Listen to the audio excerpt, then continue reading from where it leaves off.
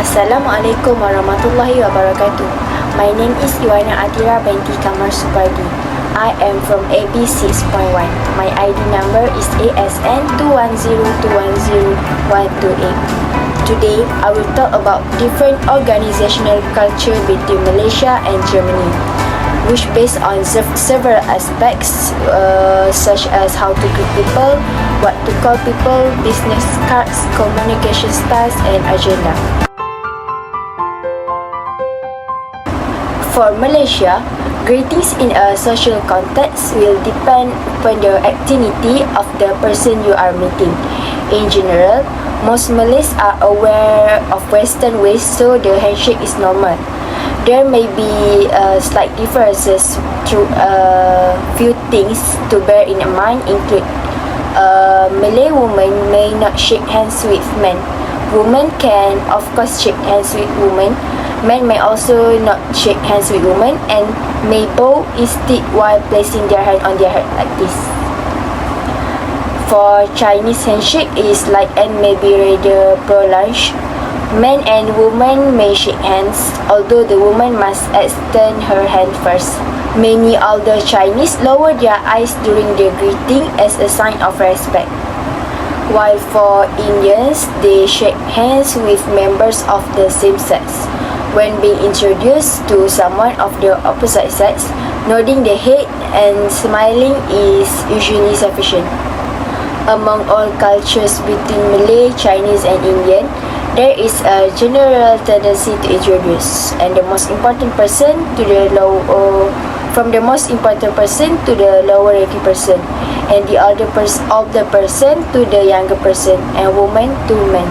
While for Germany, the difference with Malay is they also firm handshake but with everyone, no exclude.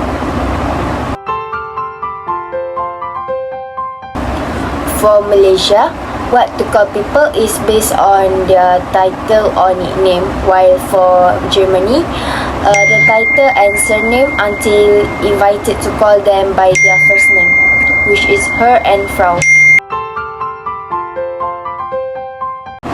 For business cards, yes, in Malaysia, business cards are exchanged after the initial introductions. If you will be meeting Chinese, have one side of your card translated into Chinese with the Chinese characters printed in a gold. If you will be meeting government official, have one side of your card translated into Bahasa Malaysia. Use two hands or the right hand only to exchange business cards. Examine any business's card you will receive before putting it in your business card case.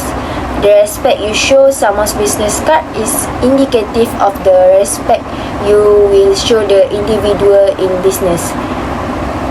And for Germany, yes, they also use business cards.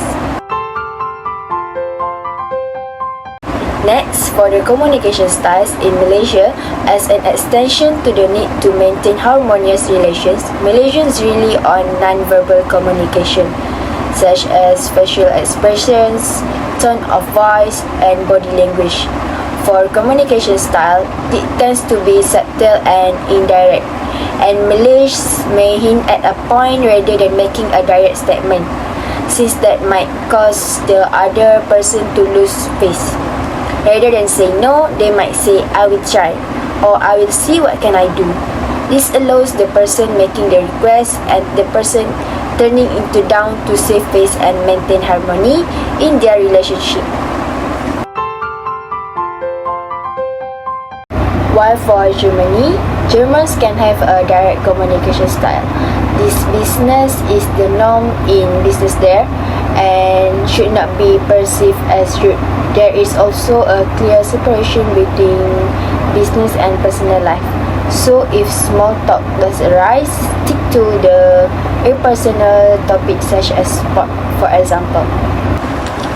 For the agenda, yes, Malaysians meetings, especially initial ones, are generally somewhat formal. Treat all Malaysian participants with respect and be cautious not to lose your temper and appear irritated. At the first meeting between two companies, Malaysians will generally not get into in-depth discussions, they prefer to use the first meeting as an opportunity to get to know the other side and build a rapport, which is essential in this consensus-driven culture. And for Germany, yes, meetings are often straight to the point and there is little small talk. That's all from me. Thank you.